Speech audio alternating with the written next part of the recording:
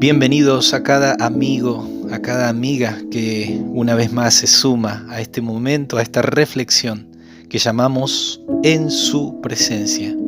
Es una invitación cada día a poder acercarnos a la presencia de Dios, abriendo su palabra, compartiendo un mensaje de esperanza, una reflexión que nos ayude a crecer, a edificarnos en nuestra fe. Y seguimos en este recorrido de los personajes bíblicos. Ayer vimos la experiencia de Abel, hijo de Adán, la experiencia de su fidelidad, su actitud de sujetarse a la voluntad de Dios, entendiendo de que necesitaba un Salvador prometido por Dios. De esa manera expresó su fe en el Mesías que iba a venir a través de su adoración, su vida en adoración. Pero específicamente cada vez que presentaba su ofrenda, cada vez que iba a la presencia de su Dios, lo podía hacer de la manera que Dios requería, con un cordero que era el símbolo del Salvador prometido que Dios enviaría al mundo. Por eso decíamos que Dios miró con agrado a Abel y a la ofrenda que éste presentó.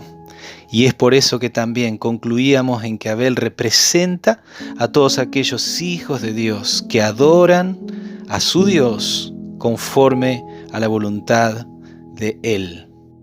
Pero por otro lado tenemos la experiencia de Caín, hermano de Abel, hijo de Adán.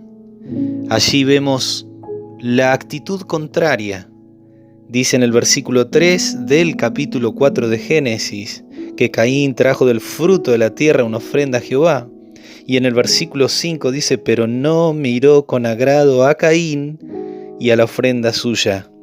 Y dice que Caín se ensañó, se enojó, se fastidió, porque Dios no había aprobado su actitud en primer lugar y mucho menos la ofrenda que él presentaba en adoración. Caín quiso adorar a Dios, pero lo quiso hacer a su manera. Caín, que sabía también, como Abel lo sabía, que su ofrenda tenía que representar al Mesías, él decide dar lo que a él no solamente le parece, sino lo que de alguna manera tiene a mano. Pero Dios no aprueba aquello que no ha proclamado como justo, como necesario para presentarnos delante de Él. Y tal es así que Caín se termina enojando con Dios. Allí Dios, lo que dice en el versículo 6, es ir ante Caín y razonar con él. Caín, ¿por qué te enojas? ¿Por qué tu cara ha cambiado? Versículo 7, Dios le dice, si bien hiciereis, ¿no serás enaltecido? Ahora, si no haces bien, el pecado está a la puerta y él se va a enseñorear de ti. Fíjense que en la declaración que Dios le hace a Caín, Caín, si hicieras bien, ¿no serás enaltecido? ¿No se te contará como justo porque tus obras van a manifestar lo que hay en tu corazón, una fe verdadera que busca hacer mi voluntad? De alguna manera Dios razona con él. Si hiciereis bien, lo que significa que Caín sabía lo que estaba bien. Caín sabía cuál era la ofrenda, la forma de adorar a Dios. Conclusión, Caín decide seguir sobre su postura, decide seguir molesto con Dios.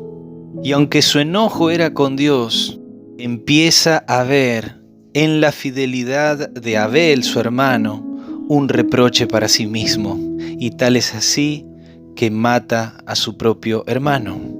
Versículo 9, después de eso nuevamente Dios viene para razonar con Caín, porque el pecado dominó a Caín, ya Dios se lo había advertido.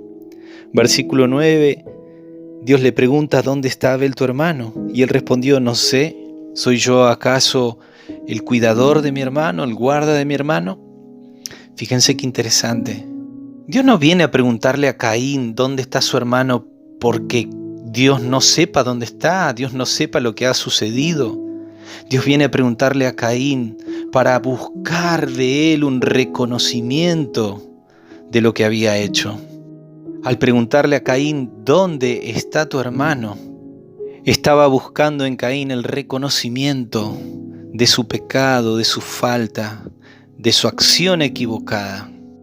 Pero ante la falta de ese reconocimiento, al no poder ver una actitud de arrepentimiento de parte de Caín, Dios le declara cuáles serían las consecuencias de su pecado. La actitud que tendría Caín ahora era querer huir de la presencia de Dios, no querer saber nada con Dios. Él entendía que para él Dios había sido injusto. Y así lo declara en el versículo 14 diciendo: de tu presencia me esconderé.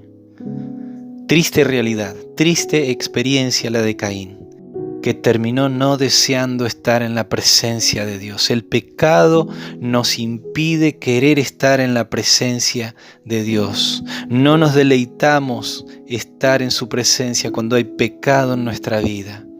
Cuando hay pecado no nos sentimos bien en el momento de orar. Cuando hay pecado no queremos abrir la palabra de Dios, porque en vez de entender de que es un Padre de amor que nos llama a poder estar junto a Él para encontrar en Él misericordia, clemencia, perdón, restauración, desde nuestro punto de vista entendemos que Dios nos está condenando, de que Dios de alguna manera nos quiere castigar y no tenemos gozo en poder abrir su palabra. El pecado produce eso. Caín representa a aquellos que quieren adorar a Dios, que de alguna manera se atreven a acercarse a Dios, pero conforme a su propia voluntad, despreciando de alguna manera, como Caín lo hizo, esa ofrenda que representaba a su Salvador. No era una ofrenda de fe la que Caín llevó, era una ofrenda que representaba encontrar méritos a través de sus obras. Allí tenemos el contraste entre Abel y Caín. La historia de hoy, la historia de Caín es triste, porque esa historia lo llevó a estar por sus propias decisiones, por un corazón endurecido, lejos de la presencia de Dios.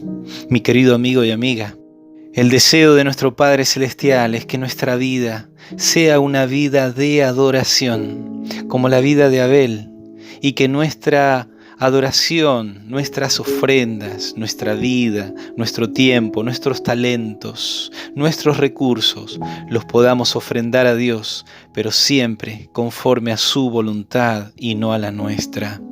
De esa manera podemos sentir la seguridad, el gozo, la bendición hermosa de saber que podemos estar en su presencia.